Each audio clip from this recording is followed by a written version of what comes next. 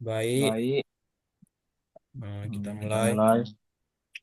Eh, Eh, saya saya dan kita dari kita dari kami dari kami dari kelompok kelompok 5 lima ingin ingin mempresentasikan mempresentasikan hasil hasil penelitian penelitian kami kami tentang tentang PLTS, PLTS pengembangan kawan sistem sistem smart smart grid grid yang yang dimoderatori oleh dimoderatori oleh saya, saya, Martinus Pak Sinulang, Pamulang, dan teman dan saya teman Aulia saya Rahman, Rahman, Muhammad Rambe, dan Daniel. Baik, yang baik, pertama latar latar belakang belakang bersama dari dari perkembangan sistem smart sistem grid smart ini grid itu yang seiring dengan ini meningkatnya kebutuhan energi global dan global dampak negatif yang ditimbulkan oleh ditimbulkan oleh penggunaan bahan bakar fosil dan oleh energi terbarukan seperti pembangkit listrik tenaga surya atau PLTS menjadi solusi penting. PLTS memberi energi matahari yang melimpah dan bersifat ramah lingkungan. Namun PLTS memiliki tantangan utama hal efisiensi, stabilitas, dan energi yang optimal karena sifat energi matahari yang intermittent atau tidak konstan sepanjang waktu. Salah satu salah satu tantangan utama PLTS adalah sifat energi yang yang bergantung pada tergantung cuaca. ya. Terus Terus dan siklus hariannya. dan siklus hariannya. Terus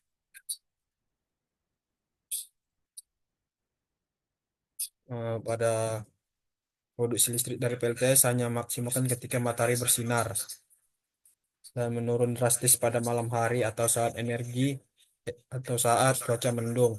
Kondisi ini menyebabkan ketidakstabilan dalam suplai energi yang dapat mengakibatkan ketidaksimpanan antara pasokan dan permintaan listrik di jaringan. Oleh karena itu diperlukan teknologi cerdas yang dapat mengelola, menyimpan, dan mendistribusi energi secara efisien. Dilanjuti oleh teman saya.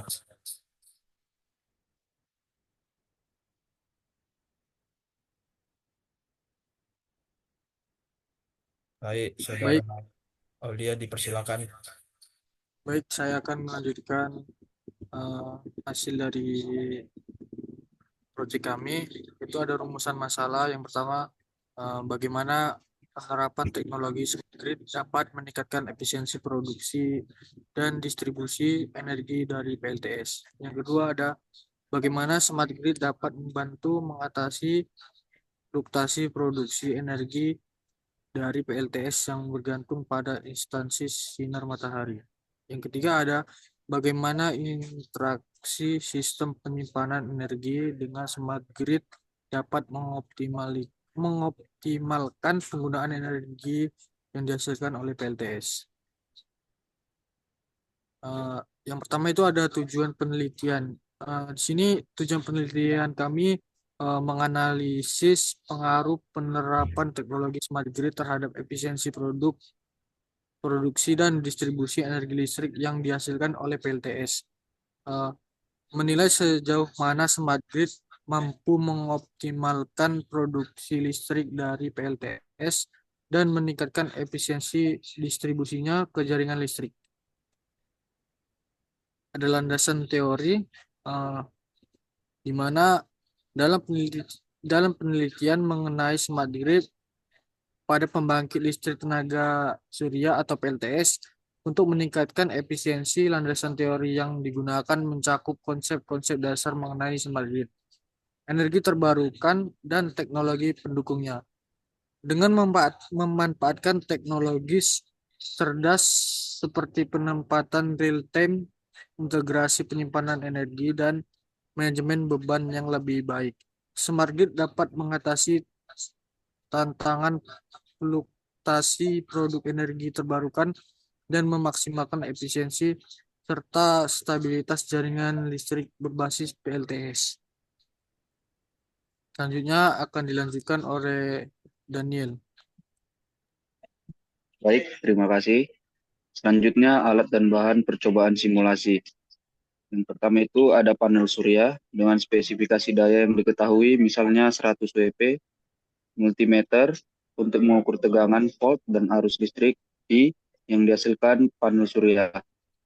Yang ketiga, solar irradiance meter untuk mengukur intensitas sinar matahari W per meter kuadrat. Selanjutnya, termometer untuk mengukur suhu lingkungan. Dan yang terakhir itu ada inclinometer atau protractor untuk mengukur sudut kemiringan panel surya. Di sini ada data-data yang dihasilkan mulai dari tanggal 1 sampai tanggal 5. Di sini tanggal 1 energi matahari yang diterima ada 6, energi listrik yang dihasilkan 1,2, luas panel suryanya 10, efisiensinya 20%. Tanggal 2 energi yang diterima 5,5, energi listrik yang dihasilkan 1, luas panel surya 10, efisiensinya 18,18%. Di tanggal 3 energi matahari yang diterima 6,2, energi listrik yang dihasilkan 1,3, luas panel suryanya itu 10 meter kuadrat, efisiensinya 20,97%. Di tanggal 4 energi matahari yang diterima 5,8, energi listrik yang dihasilkan 1,1 kWh, luas panel suryanya 10 meter kuadrat, efisiensinya 18,97%. Yang kelima, di tanggal 5, energi matahari yang diterima 6,1 kWh per meter kuadrat, energi listrik yang dihasilkan 1,25 kWh, luas panel suryanya 10 meter kuadrat, efisiensinya 20,49%. Selanjutnya akan dibacakan oleh Najri. Baik, terima kasih. Semakin tinggi intensitas sinar matahari yang diterima panel surya, semakin besar energi listrik yang dihasilkan. Namun, peningkatan intensitas sinar matahari tidak selalu linear dengan peningkatan efisiensinya, karena faktor lain seperti suhu ikut mempengaruhi. PLTS merupakan sumber energi terbarukan yang efisien, namun kinerjanya sangat dipengaruhi oleh faktor eksternal seperti intensitas cahaya, suhu, sudut kemiringan, dan kondisi cuaca. Pengelolaan dan pemantauan yang baik dapat membantu meningkatkan efisiensi sistem PLTS secara keseluruhan. Terima kasih. Baik, demikian hasil presentasi kami. Terima kasih.